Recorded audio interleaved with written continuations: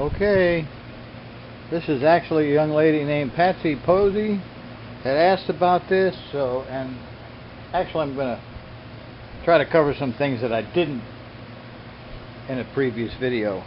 She asked about what do I use to glaze leaded windows. Well, I know I'm going to catch hell for this, but this is basically what I'm using. This is 1012 window glazing, and it says, I know it says somewhere on the can, do not use for stained glass windows, but it also says on the can, forms an airtight, watertight seal, resists sagging and cracking, allows for expansion and contraction, which is exactly what I need in the stained glass window. So, you know, and you see it's kind of gray. You can see that it has a grouting brush inside of it. Now, the thing about this is I have to thin it down. I put a little mineral spirits in it to thin it down. Kind of want it this consistency. Can you see that? I'm using a grouting brush to get it up underneath the can. And some people have said, well, I use my thumbs for that. I said, no, it's fine. I used to do that too, but I wore my damn thumbs out, so now I use a brush. And it actually helps and works a lot better now. Yeah, I know this is messy. The thing with using the gray glazing compound, understand that I think it's J.E.G in Hawaii uses half Miracle Mud and half gray glazing compound, or half of this and half of something else, and you know that can work. I've had to actually, when I moved to town in 1980 and I needed gray glazing compound, I used to be able to go to a local hardware store and they sold it off the shelf, but because I'm the only guy in town that's using this stuff, nobody carries it anymore. So when I need it, I have to have a gallon shipped to me from C.R. Lawrence, wherever their warehouse is, and they're all over the world. So I've had it come from South Carolina or California or wherever, and a couple of times when I ran out and I didn't have the funds to order another gallon at the moment when I needed it, so I actually made my own using the white regular glazing compound and coloring it with oil-based black paint. And you kind of have to experiment with that. I don't have a formula to say put so many drops of this or so many ounces of that, or you kind of have to experiment. Put a little bit in there, you mix it up, and you see what color you have. If it's too black, well, add more white. If it's too white, add a little more black. And stir it up, mix it up almost like bread dough. But you don't want to get black paint on your hands. So I'll show you in a minute what I used for a mixer. And I made my own mixer. Fortunately, having worked on old windows and had to remove old reinforcing rods, not bars. Of course, I've done that. I've got a whole pile of scrap metal bars I need to get to the junkyard someday.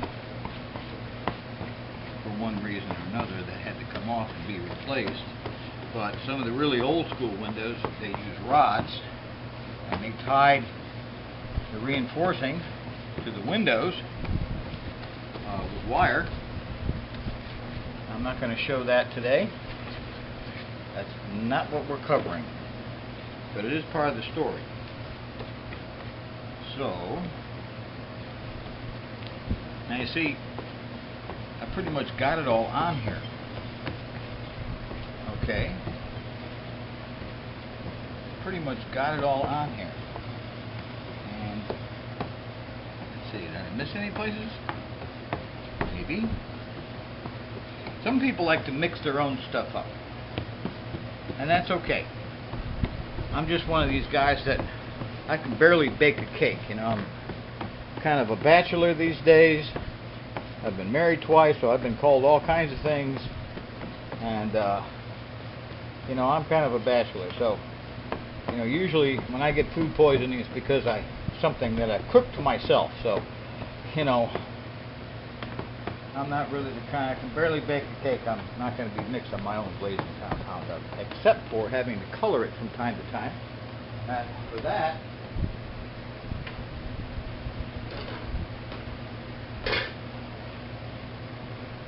I took a reinforcing rod and bent it, and I can put this in a drill, and I can mix it up. It's almost like a bread dough hook, if you know what one of those is. Now, I pretty much got it all on here. And one of the other things that I also do for myself, and this is for myself, and you know, other people are going to have a fit, but I use a scraper to help pack it in. Now, I have blunted the edge of this so it is not sharp, so I'm not scratching the glass.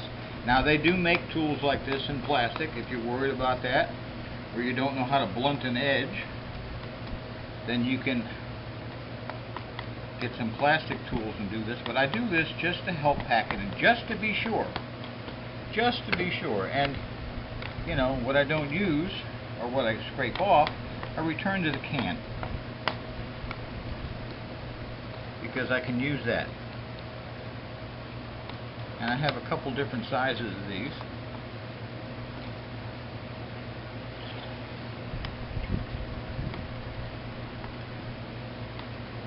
I have a couple different sizes of these because I have different areas that this won't fit into. And this is just what I do. You may want to, you know, learning how to glaze windows, you'll have to come up with your own things, your own tool, but this is a basic. Someone asks how I do it. This is how I do this. And this is why. Same thing. I have another scraper. I've blunted the edge so I'm not scratching the glass.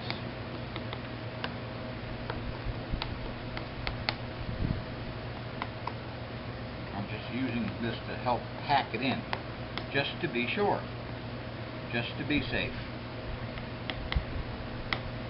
So when I do the whiting thing, which is something else, people say that actually you should use whiting. Well, really, what is whiting? A dry absorbent. I've gotten to the point where, you know, some places don't carry that either. So, again, I wind up having to find an alternative. So, for myself, I sprinkle on powdered plaster of Paris, which is, guess what? A dry absorbent. And I get this all packed. It's probably taking way too long in the video, but unfortunately I need to get this up to the next step. And I also have another one of these that I have to glaze, so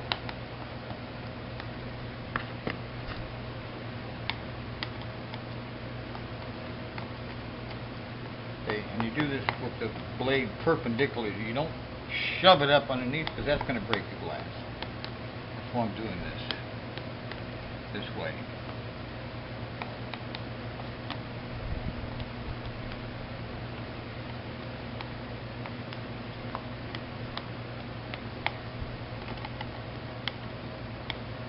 Okay. Like I said, I have different size scrapers that I use. Also this one. This is a 5-in-1. And same thing. I have blunted the edges so it's not really sharp, because I'm trying to get it into these little nooks and crannies here. And you can use a screwdriver to do some of this also. You know, I've seen some screwdrivers that have been totally abused, and by the time, you know, you get one, you have one in the shop for quite some time, you know, the blade is all curved and worn down. Well, that's not necessarily a bad thing. So, now I'm scraping off, cleaning off around the excess. I'm cutting through the excess with, again, the corners of this thing are blunted, so it's not scratching the glass. Like I said, if you're worried about that, then you know you can blunt the edges with a piece of sandpaper. Doesn't take much. You know, that's one of the things that I know people go, "Oh my God, you're scratching the glass." Well, you know, one thing that I had to do decades ago, almost like the Gettysburg Address, you know, 2 score and God knows how many years ago, I had to cancel my membership to the Chicken Little Society. You know, oh my God, this is going to happen. Oh my God, that's going to happen. Oh my God, you shouldn't be doing this. Well, guess what? In my studio, I have to do what's necessary to make these things work. And there's some things I don't have like other people have in their studios, in their houses, like running water or a bathroom on this floor. You know, a lot of things that I've had to do in order to make this work. They return it to the can because I can use that again. Just because it's been on the window, as long as there hasn't get any solder in there, balls or stuff like that. Once I do the whiting thing, the plaster Paris thing, I will clean it again. And I have another tool that I use for that also, to get in these little corners.